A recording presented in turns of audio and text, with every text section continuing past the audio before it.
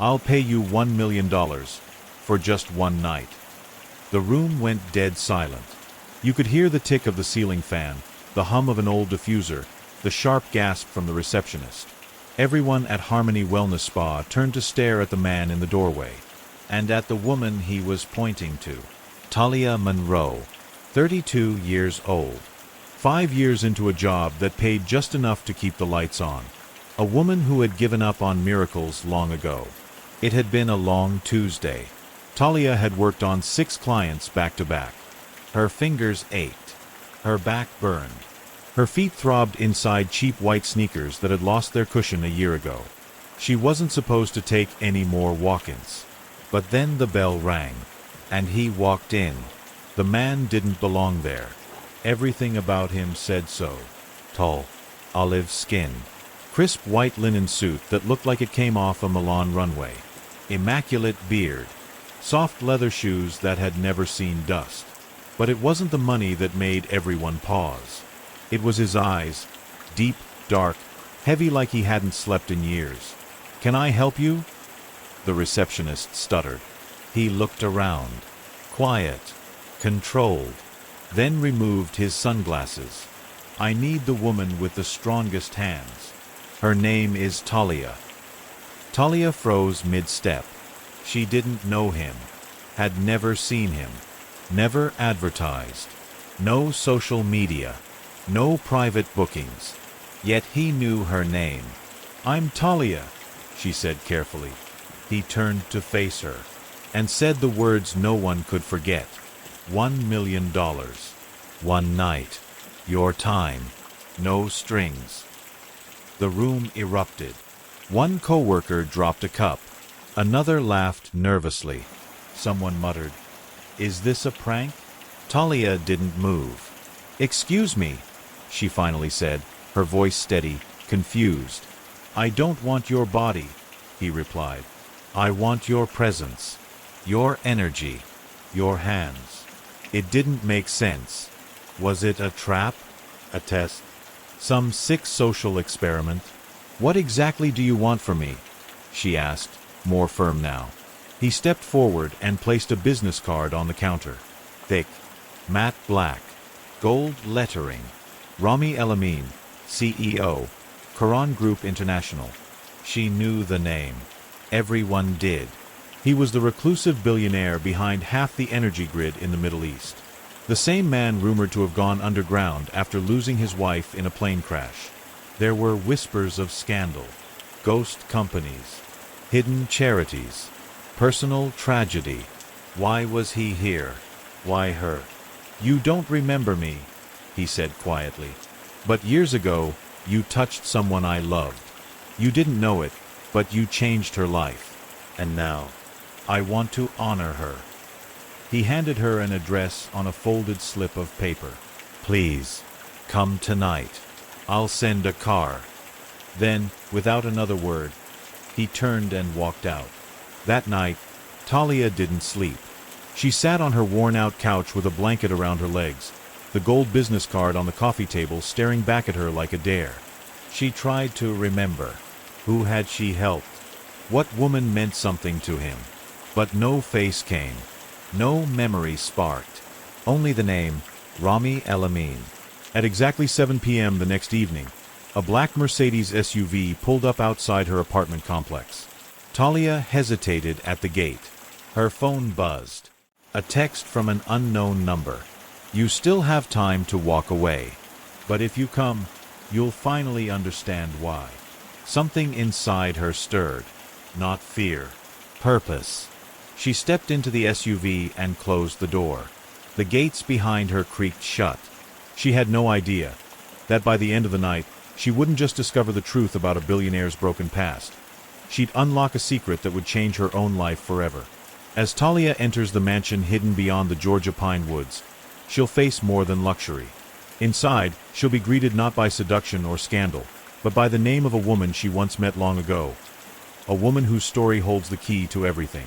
The SUV wound its way through a private road deep in northern Georgia, flanked by towering pine trees and shadowed oaks. The late evening sky was bruised with purple and orange. Talia sat in silence, the gold business card still clutched in her hand. She had questions. Too many. But something about Rami Elamin's voice, the way he said her name like it meant something, like she meant something, kept her from turning back. 20 minutes later, the car pulled up to a vast modern mansion hidden behind iron gates. The property shimmered with elegance. Glass walls, slate stone, uplighting under every tree. But despite its beauty, the air was cold. Still. Too quiet. A man in a black suit opened the car door. "Ms. Monroe, this way." Inside, the scent of oud and lemongrass floated through the entryway. No photos. No family heirlooms. Just pristine walls and expensive emptiness. Upstairs, Talia was led to a sitting room lined with floor-to-ceiling windows. 2 velvet chairs sat across from each other. A silver tray of untouched mint tea sat between them. Standing at the window was Rami. His reflection in the glass looked like a shadow. "Thank you for coming," he said without turning. Talia didn't sit. She studied him. "You said you knew me, that I helped someone once." "Who?" He turned slowly and motioned to the chair. She hesitated, then sat. He didn't. He walked to a shelf and pulled down a framed photo, then handed it to her. It was a woman. Braided hair. Gentle smile. Sitting barefoot in the grass, a baby in her lap. Talia's breath caught in her throat. Her name was Zara, wasn't it? Rami nodded slowly. "You remember her?" Talia closed her eyes. Just for a moment. Not her face, but her name. She came into our clinic maybe twice.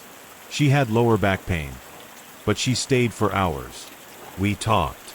She was kind, soft-spoken, but sad, like something was eating at her quietly. Rami knelt beside her, placing the photo gently on the table. "Zara was my wife." Talia's chest tightened. "But she was sick," she whispered. "Leukemia," Rami confirmed. "She didn't tell anyone, not even me. Not until it was too late." He stood again, his hands trembling slightly. She didn't want pity. She didn't want people to treat her like she was dying.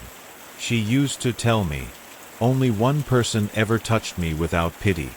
Her name was Talia." Talia covered her mouth, emotion building in her throat. She remembered Zara's quiet voice. The way she asked about Talia's mom between appointments. The way she never talked about herself.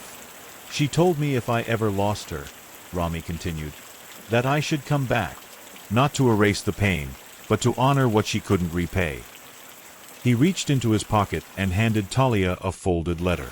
"She wrote this for you." Talia's hands trembled as she unfolded the paper. The ink was faded, but the handwriting was neat. "If he finds you, know that I never forgot what you gave me. Peace in the middle of fear. You didn't save me, but you reminded me I was still here. Thank you, Talia." Tears slipped down Talia's cheeks. She shook her head slowly. "I didn't do anything special." "You did," Rami said.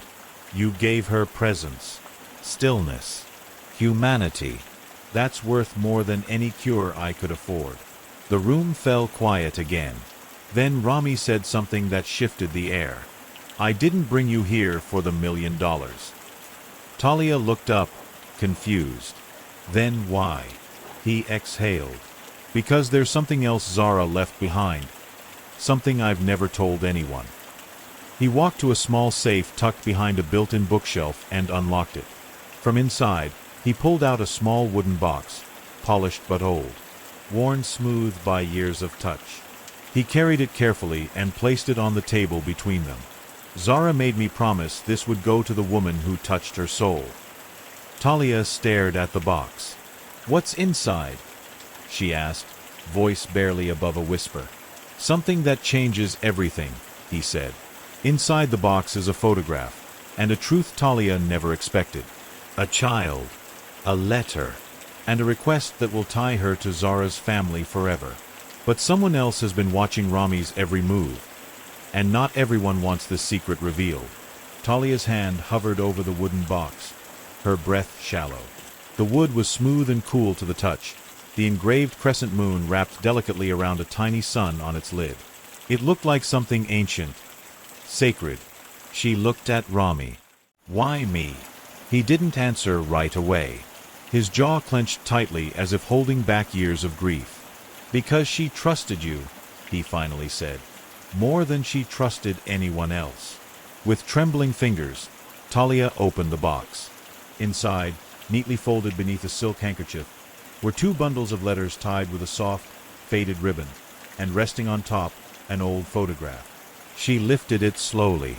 A beach. Waves curling in the background. Zara sat cross-legged in the sand, smiling gently at the camera. Beside her was a little boy, around 4 years old. Tight curls, glowing skin, a wild grin. Talia's hands shook. "She had a child," she whispered. Rami nodded. "Our son." Talia's mind raced. Zara never mentioned a child. Not once. Why didn't she tell anyone? "Because she wanted to protect him," Rami said, his voice raw. "From my world. From the headlines. From the pain of being a billionaire's hidden son." He walked to the window, pulling back the curtain just enough to reveal the night sky over the distant city. "His name is Zain. He's 11 now. Lives with Zara's cousin in Savannah. No one knows who I am to him. I'm just the nice man who brings books, Legos, and cake on his birthday." Talia stared at the boy's beaming smile in the photo. So much innocence. So much light. "And you want me to—" "What?" "I want you to meet him," Rami said. "Not as a stranger, but as someone who loved his mother. Someone who can help him understand who she really was." Talia blinked, tears clouding her vision. "I'm not family. You're the only one she ever asked for." Silence fell between them again. Then Rami knelt beside her, holding out one of the letters. "She wrote these for Zain. Letters for his birthdays. For the day he graduates. For when he has his first heartbreak. And one for the day he learns the truth." Talia took the letter, reading the first line aloud. "My sweet boy. If you're reading this, then I'm watching you from the sky, and I hope your heart is full of questions, because I left them answers." Her voice broke. "You want me to give this to him?" "I want him to have more than my money," Rami said. "I want him to have her. And I think you're the only one who can do that." Talia looked down at the letter again. Then something else caught her eye, a second photo, beneath the stack of letters. She pulled it out.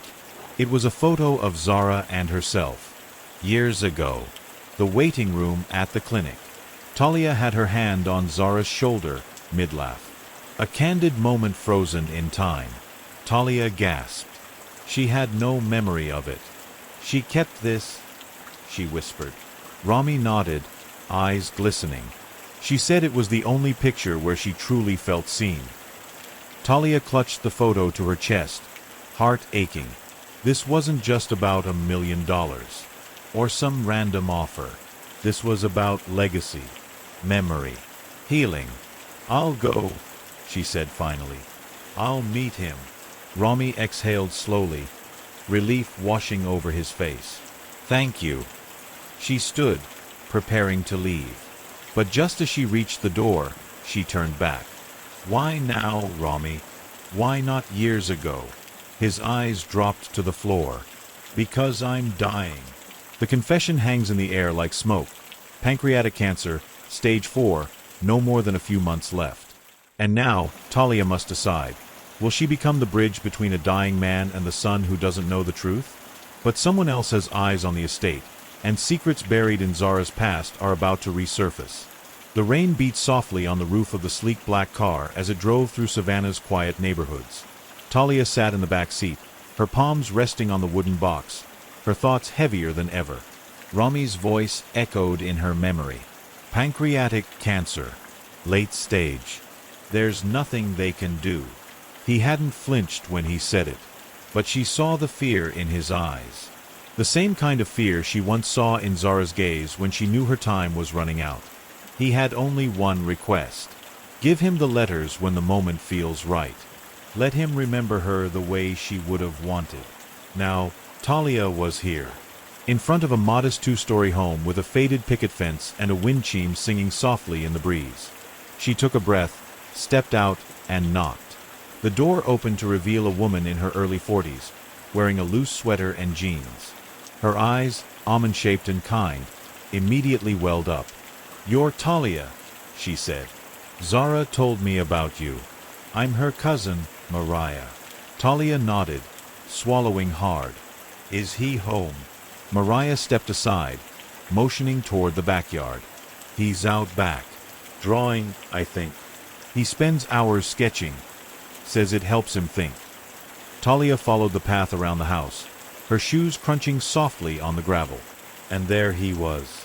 A boy sitting cross-legged on the porch swing, pencil in hand, head down, surrounded by papers. Zane, the son Zara never spoke of, yet loved with every fiber of her being. Talia stopped a few feet away. "Hi." The boy looked up. Big brown eyes blinked at her. Then a small smile. "Hi. Are you the lady from the clinic?" Talia's heart skipped.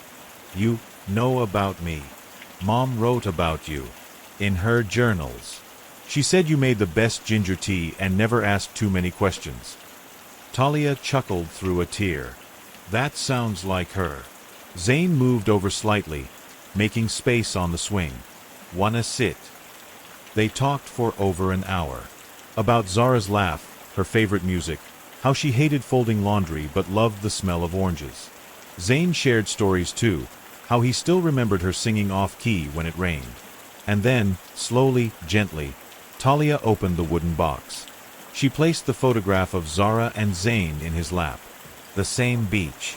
The same smile. "This was taken when you were 4. Zane's hands trembled. "I've never seen this before." Talia pulled out the first letter, neatly folded and sealed with a small flower sticker. "She wrote these for you. For your birthdays. For your first heartbreak. Even for your graduation." Zane clutched the letter to his chest. "She was planning that far ahead?" Talia nodded, tears streaking her cheeks. "She never stopped loving you. Not even for a second." That night, Talia stayed in the guest room. Zane begged her to read 2 more letters before bed. One was a poem Zara had written about the stars, comparing them to his eyelashes. The other was a list of things she wished for him: kindness, courage, and a sense of humor, because life is hard without it. As the boy drifted off to sleep, the wooden box still beside his bed, Talia tiptoed out and joined Mariah in the kitchen. "He already adores you," Mariah whispered, handing her a mug of chamomile tea. "It's like he's been waiting his whole life to meet you." Talia stared out the window, her thoughts drifting.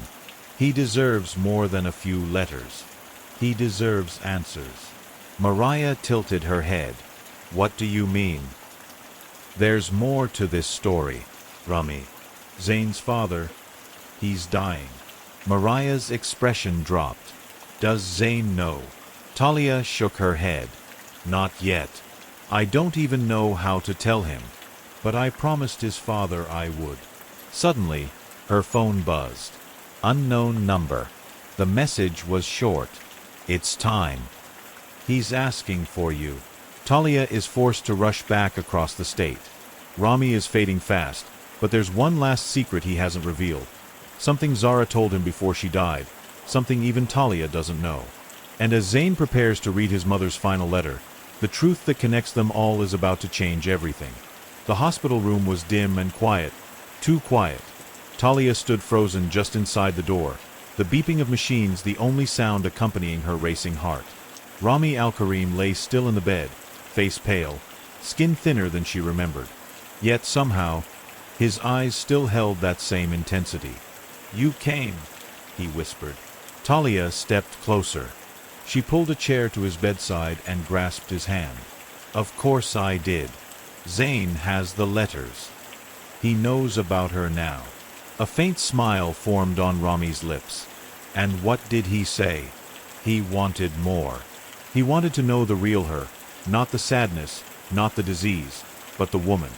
and I told him I'd help him find her. Rami exhaled, slowly and painfully. Then, you've already given me peace. Talia blinked back tears. No, not yet.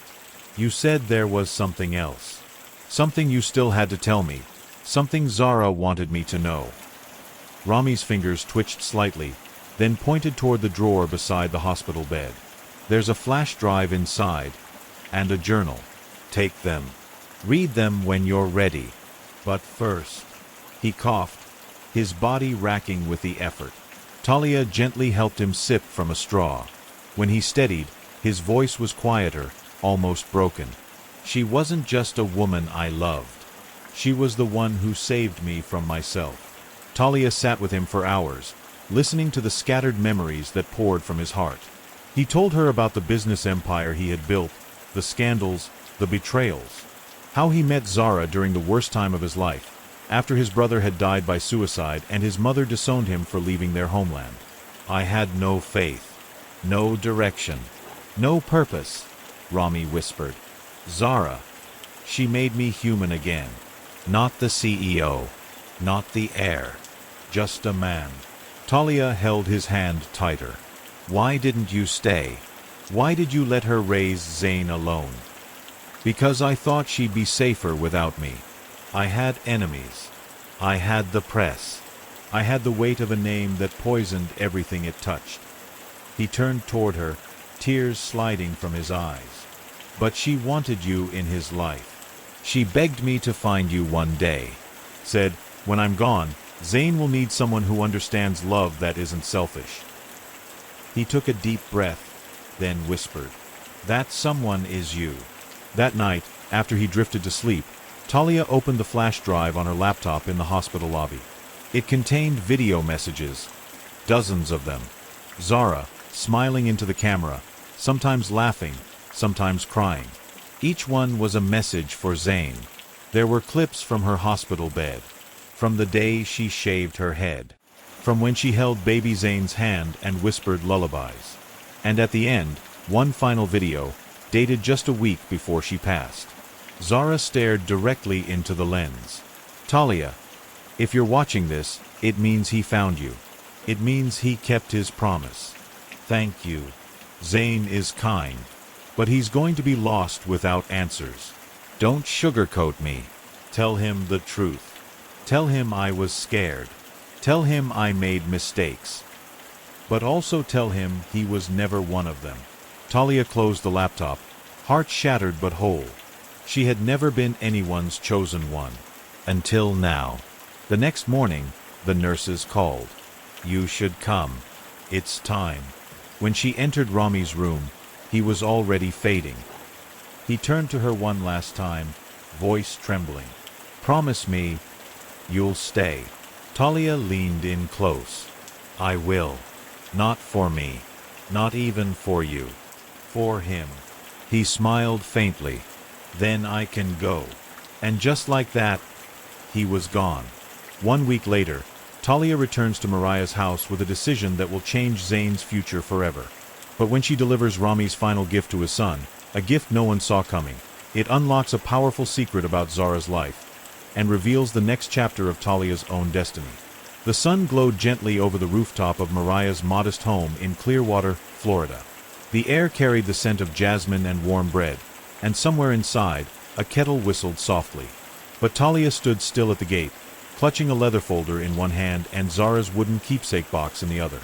Zain opened the door before she even knocked. He was already smiling. You came back. I promised, didn't I? He nodded and stepped aside, letting her in. Mariah, Zara's sister, offered her a knowing smile from the kitchen and disappeared without a word, leaving them alone. In the small sunroom, they sat side by side on the couch. You said you'd tell me more about her today, Zain whispered. Talia smiled and opened the box. She handed him a new letter. This one wasn't from Zara. It was from Rami. It's from your father, she said softly. He wrote it before he passed. Zain's eyes widened. He unfolded the letter slowly and began to read out loud. My son, I never earned the right to be called your father, and I may never have the chance to tell you these things in person, but I hope this reaches your heart. I have watched you grow from afar, through photos, stories, and dreams. His voice quivered. You are everything your mother hoped you'd be. Right. Curious, brave. If I could give you one thing, it would be peace. But instead, I leave you a choice. Zane paused, looking up. What choice? Talia opened the leather folder. Inside was a set of papers. Deeds, trust documents, foundation charters. Your father created something. In Zara's name. And he left it in yours. She handed him a document titled, the Zara Karim Healing Foundation. It's a wellness center, Talia explained. Built not to serve the rich, but people like your mother. Women who need peace. Men carrying pain. Children who feel invisible. He built that, Zane asked. He left it unfinished, she corrected. He wanted us to carry it forward. Weeks passed. Talia moved into a small apartment above the new healing center. She turned one room into a memory space, a gallery of Zara's letters, photos, and videos. People came in off the street. Veterans, single moms, teens with nowhere else to go. And there, in that space of healing and truth, Talia used her hands the way Zara always believed she could. Not just to soothe muscles, but to heal hearts. Zane came by every day after school, sometimes to help sweep, sometimes just to sit and draw in the quiet. He never asked her to stay. He just knew she would. One Friday evening, just as the last patient left and the center was about to close, a woman walked in. Her eyes were red. Her hands trembled. Talia stood and gently took her coat. You're safe here. The woman collapsed into her arms and wept. And in that moment, Talia knew. She wasn't just fulfilling Zara's wish. She was becoming the kind of woman Zara had always believed she could be. Life lesson. Sometimes, the people we think we're healing are actually healing us. And sometimes, one act of kindness, one touch without expectation, can echo through generations. Talia never set out to change the world. But in choosing to stay, she changed one boy's life. And in doing so, found her own true calling. Because healing doesn't always start with a cure. Sometimes, it starts with just being there.